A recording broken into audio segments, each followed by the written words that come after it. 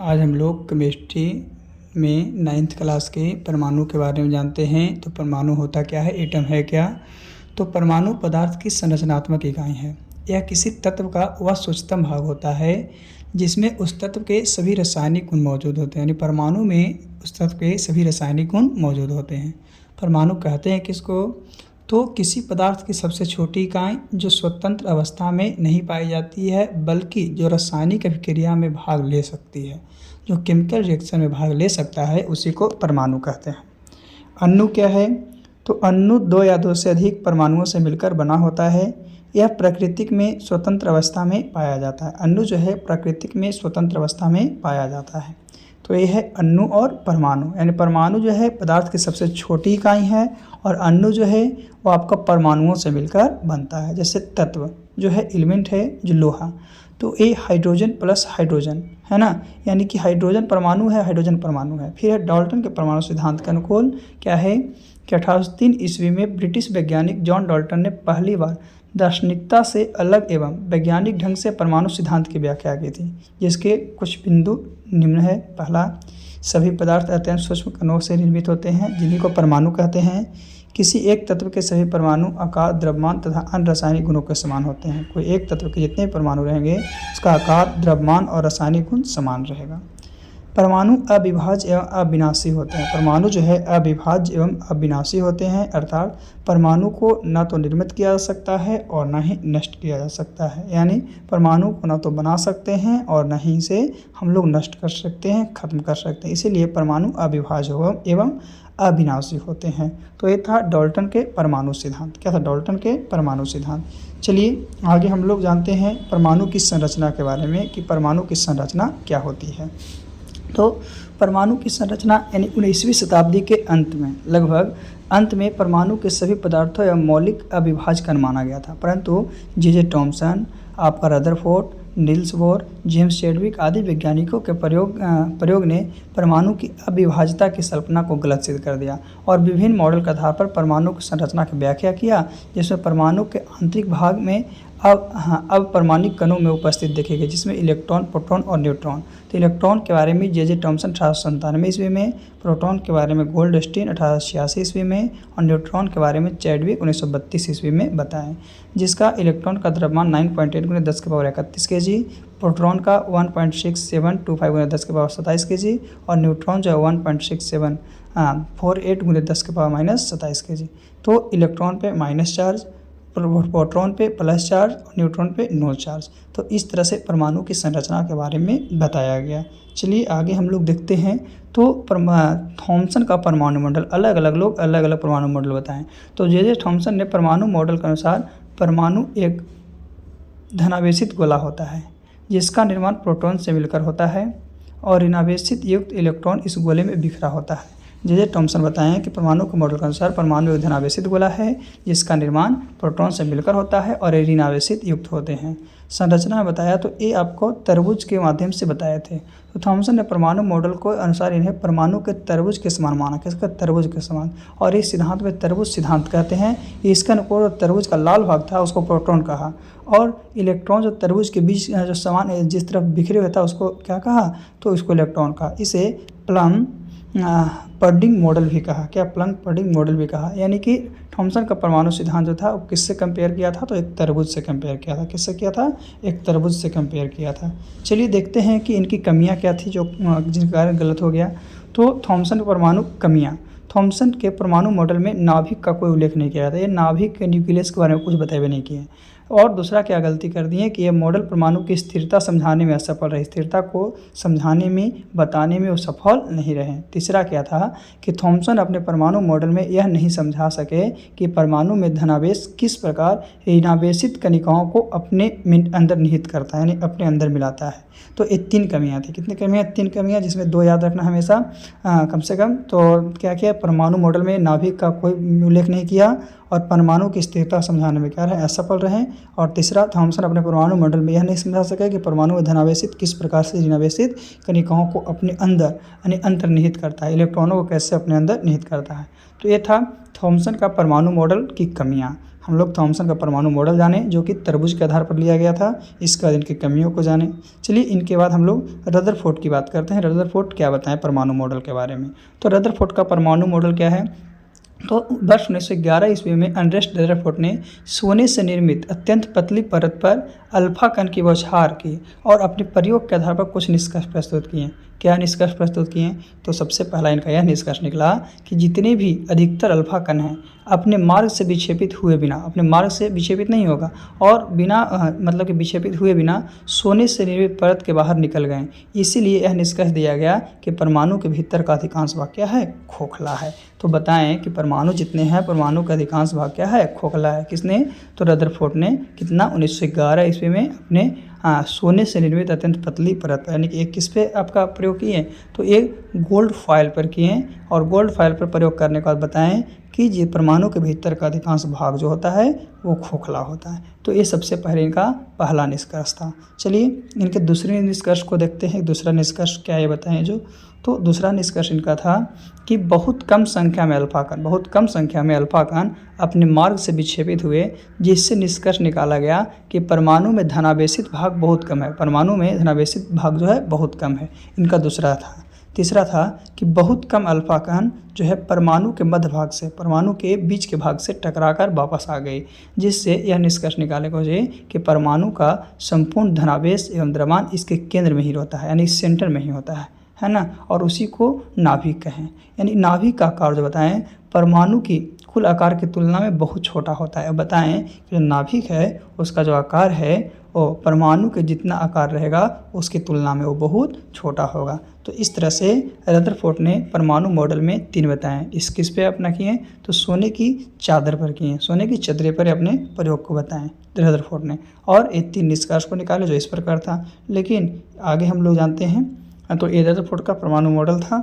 चलिए आगे क्या है, तो रदरफोर्ड के परमाणु के मुख्य बिंदु क्या थे, ये कुछ पॉइंट को अति किए थे, जिसमें था कि परमाणु का संपूर्ण धनावेश एवं द्रव्यमान इसके केंद्र में ही निहित होता है। परमाणु के जितने भी संपूर्ण धनावेश एवं द्रव्यमान होते हैं इसके केंद्र में ही, सेंटर में ही निहित होते हैं। उसी को न्यूक्लियस यानी नाभिक कहते हैं। और इलेक्ट्रॉन नाभिक के चारों ओर निश्चित वृत्ताकार कक्षा में होता है। इलेक्ट्रॉन तो चारों तरफ घूम रहा है, तो इसीलिए बताएं कि न्यूक्लियस जो है नाभिक है, नाभिक में केवल प्रोटॉन और न्यूट्रॉन रहते हैं, इलेक्ट्रॉन नहीं रहते हैं। तो ही रदरफोर्ड ने इसकी तुलना में सौर मंडल से किया। रदरफोर्ड जो है इसकी तुलना सौर मंडल से की है, और जिससे नाभिक सूर्य के समान है और इलेक्ट्रॉन चारों ओर गतिशील ग्रहों के समान है। बताएं कि इलेक्ट्रॉन जो चारों ओर घूम रहा है, लेकिन जो ग्रह है उसके चारों क्या है, मतलब इलेक्ट्रॉन चारों ओर गतिशील ग्रह के समान है, इलेक्ट्रॉन घूम रहा है ग्रह की तरह, लेकिन सूर्य जो है एक जगह पर। उसी तरह से वो बताएं कि उसमें इलेक्ट्रॉन जो होंगे नहीं होंगे केंद्र में, बाकी केंद्र में होंगे क्या, तो केंद्र में आपका न्यूट्रॉन और प्रोटॉन होंगे, लेकिन इलेक्ट्रॉन नहीं होंगे।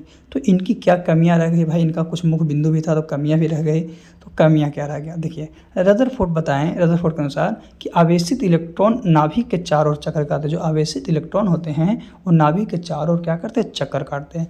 परंतु विद्युत गतिकी के नियम के अनुसार चक्रण करता हुआ कोई आवेशित कण जो है विकिरित कर ऊर्जा क्या उत्सर्जन करता है, जिससे ऊर्जा की कमी होती है, और लगातार अगर ऐसे करते रहेगा तो वह नाभिक के पास आ जाता है, अंततः ऊर्जा हीन होकर नाभिक में गिर जाता है। इस प्रकार परमाणु के अस्थायी होना चाहिए, परंतु परमाणु अस्थायी होता है, अस्थायी होना चाहिए लेकिन यह अस्थायी है। तो ये पहला गलतियाँ हो गई। दूसरा था कि इस मॉडल में नाभिक के बाहर गतिशील इलेक्ट्रॉनों की व्यवस्था के विषय में कुछ स्पष्ट नहीं कहा था कि क्या होगा और क्या नहीं होगा, कोई स्पष्ट नहीं बताए थे। मॉडल के नाभिक के बाहर जो गतिशील इलेक्ट्रॉन की व्यवस्था था उसके बारे में वो कोई विशेष बात नहीं बताए थे, कुछ स्पष्ट नहीं किए थे। तो ये था रदरफोर्ड की परमाणु मॉडल की कमियाँ, रदरफोर्ड की परमाणु मॉडल की कमियाँ। इसके बाद आपका बोर्स आ गए। तो बोर क्या कहें, बोर का परमाणु मॉडल क्या है, तो वर्ष 1913 ईस्वी में नील्स बोर ने, किसने, पूरा नाम था नील्स बोर, और रदरफोर्ड की परमाणु मॉडल की कमियों को दूर करने का प्रयास किया और एक नया परमाणु मॉडल तैयार कर दिया। क्या किया, उसकी कमियों को दूर करने के लिए एक नए मॉडल को तैयार कर दिया जो मैक्स प्लैंक द्वारा क्वांटम सिद्धांत पर आधारित था। जो मैक्स प्लैंक के द्वारा किस पे, तो क्वांटम सिद्धांत पर आधारित था। तो क्वांटम सिद्धांत होता कौन सी है, क्वांटम सिद्धांत के बारे में जानते हैं होता क्या है। तो क्वांटम सिद्धांत जो है ऊर्जा विकिरण अथवा ऊर्जा का उत्सर्जन अथवा अवशोषण निरंतर न होकर अनिश्चित छोटे छोटे पैकेट्स के रूप में होता है, छोटे छोटे पैकेट्स के रूप में होता है, बंडल्स के रूप में होता है। उसी को हम लोग क्या कहते हैं, क्वांटम कहते हैं। क्या कहते हैं, क्वांटम। और क्वांटम जो है, क्वांटम संख्या को 4 भागों में बांटा है, L, M, आपका बांटा गया था, एक था एल था, एक एम था, एक एस था और एक पी था, इस 4 में। तो याद रखना है क्वांटम सिद्धांत के बारे में भी आपका नील्स बोर के बारे में बताया गया था 1913 ईस्वी में। इसी के आधार पर इन्होंने परमाणु मॉडल को सजाया। चलिए आगे हम लोग देखते हैं नील्स बोर के बारे में। तो नील्स बोर का परमाणु मॉडल क्या था देखिएगा। तो नील्स बोर ने अपने परमाणु मॉडल में, नील्स बोर जो था अपने परमाणु मॉडल में क्वांटम सिद्धांत का प्रयोग करते हुए कहा कि परमाणु में उपस्थित इलेक्ट्रॉन नाभिक के चारों ओर केवल निश्चित कक्षाओं में ही निश्चित ऊर्जा, कोणीय संवेग तथा नाभिक से अपने ऊर्जा के समानुपाती दूरी पर चक्रण करते हैं। तो नील्स बोर के द्वारा बताया गया ऐसा। तो आगे हम लोग देखते हैं, ये था आपका परमाणु मॉडल नील्स का। चलिए आगे देख लेते हैं। तो नाभिक के चारों ओर स्थित इलेक्ट्रॉन की कक्षाओं को बाहर की ओर क्रमशः सजाया। तो KLMN में सजाया अथवा 1 2 3 4 से सजाया। तो प्रत्येक कक्षा ऑर्बिट अथवा कोष को एक निश्चित ऊर्जा होती है, इसीलिए इन्हें ऊर्जा स्तर भी कहा गया। जैसे कि ये कितने cell, 4, K cell, L cell, M cell और N सेल, KLMN 4 सेल में सजाएं। तो 1 2 3 और 4 बोलें। K सेल आपका, फिर L सेल, फिर M सेल, N सेल, इस तरह से ये 4 को में सजा दिए। तो प्रत्येक कक्षा अथवा कोष को एक निश्चित ऊर्जा हुई और इसीलिए इन्हें ऊर्जा स्तर भी कहा जाता है, एनर्जी लेवल भी कहा जाता है कि किसका कितना लेवल है। ऐसे हम लोग 2n स्क्वायर पर जब बैठाते हैं तो 1 2 3 4 तक लेते हैं। कहाँ 1 2 3 4 तक लेते हैं। तो इस तरह से आपका नील्स बोर के द्वारा बताया गया कि नाभिक के चारों ओर स्थित इलेक्ट्रॉन की कक्षाओं को बाहर के क्रम से 4 वर्गों में सजाया गया है। चलिए देखते हैं इसका परमाणु मॉडल क्या था नील्स बोर का। तो बोर्स का परमाणु मॉडल में था कि जब इलेक्ट्रॉन अपनी मूल कक्षा में चक्कर लगाता है, अपने मूल कक्षा में चक्कर लगाएगा तो उसमें ऊर्जा का उत्सर्जन नहीं होता है, अर्थात उसके पास कोई परिवर्तन नहीं होता, कोई प्रकार का चेंजिंग नहीं है। दूसरा था कि जब कोई इलेक्ट्रॉनिक्स नाभिक से दूर वाली कक्षा में जाता है, अर्थात निम्न कक्षा से उच्च कक्षा में जाता है, नॉर्मल से हाई में जाता है, तो बाह्य स्रोत से ऊर्जा को ग्रहण कर लेता है, अर्थात उसकी ऊर्जा क्या होती है, बढ़ जाती है। जब ग्रहण कर लिया तो ऑटोमेटिक है कि उसका ऊर्जा बढ़ जाएगा। तीसरा था कि जब कोई इलेक्ट्रॉन नाभिक से दूर वाली कक्षा में, नाभिक से कहाँ, दूर वाली कक्षा, नाभिक के दूर वाली कक्षा से नाभिक के समीप वाली कक्षा में आता है, यानी दूर से नज़दीक में आता है, तो ऊर्जा का उत्सर्जन हो जाता था। तो ऊर्जा का उत्सर्जन हुआ तो क्या हो जाएगा, ऊर्जा में कमी आ जाएगी। तो यही है कि निम्न से उच्च में जा रहा था तो बढ़ रहा था, लेकिन वही आपका दूर से निम्न में आ रहा था, नज़दीक में आ रहा था तो कम रहा था, ऊर्जा की कमी हो रही थी। चलिए आगे देखते हैं थोड़ा सा क्या है और क्या नहीं है। तो प्रोटॉन के बारे में, प्रोटॉन क्या है। तो वर्ष 1886 ईस्वी में जर्मन भौतिक विज्ञानी गोल्डस्टीन ने कैनाल किरण की खोज की थी। किसकी, कैनाल किरण की खोज की थी 1886 ईस्वी में, गोल्डस्टीन ने। और वही बताया था कि किरण आवेशित कणों से निर्मित होता है। और 1919 ईस्वी में अंड्रेस रदरफोर्ड ने अपने प्रयोग से सिद्ध किया कि परमाणु के केंद्र में धनावेशित कणों का संकेंद्रण होता है। परमाणु का जो केंद्र है उसमें आपका धनावेशित कणों का संकेंद्रण होता है। और रदरफोर्ड ने इस कण का नाम क्या दिया, प्रोटॉन दिया। इस प्रकार धनावेशित कणों के रूप में प्रोटॉन की खोज गोल्डस्टीन के द्वारा की गई। प्रोटॉन की खोज किसके द्वारा, गोल्डस्टीन के द्वारा की गई। जबकि परमाणु के नाभिक में प्रोटॉन की उपस्थित जो है रदरफोर्ड के द्वारा सिद्ध किया गया। यानी सिद्ध कौन किया, रदरफोर्ड। खोज कौन किया, गोल्डस्टीन। तो एक कन्फ्यूजन होता है, खोज जब आ जाएगा तो किसके द्वारा, गोल्डस्टीन के द्वारा। वही अगर आपका क्या है कि उपस्थिति में, मतलब कि सिद्ध कौन किया, तो सिद्ध करने के लिए आपका फिर आ जाएगा वो। फिर इलेक्ट्रॉन की बात करते हैं। इलेक्ट्रॉन क्या है, तो इलेक्ट्रॉन की खोज ब्रिटिश भौतिक वैज्ञानिक जे थॉमसन ने 1897 ईस्वी में किया था। कैथोड रे ट्यूब पर प्रयोग के आधार पर थॉमसन ने यह निष्कर्ष निकाला था कि कैथोड किरणें अत्यंत सूक्ष्म कणों के निर्मित होते हैं। और थॉमसन ने इन ऋणावेशित कणों को कणिका कहा, जिसे बाद में वैज्ञानिक के द्वारा इलेक्ट्रॉन कहा गया। यानी इलेक्ट्रॉन की खोज जे थॉमसन के द्वारा 1897 में किया गया था, जो कि ब्रिटिश भौतिक वैज्ञानिक थे। फिर न्यूट्रॉन की बात करते हैं। न्यूट्रॉन क्या है, तो न्यूट्रॉन की खोज वर्ष 1932 ईस्वी में भौतिक विज्ञानी जेम्स चैडविक ने की थी।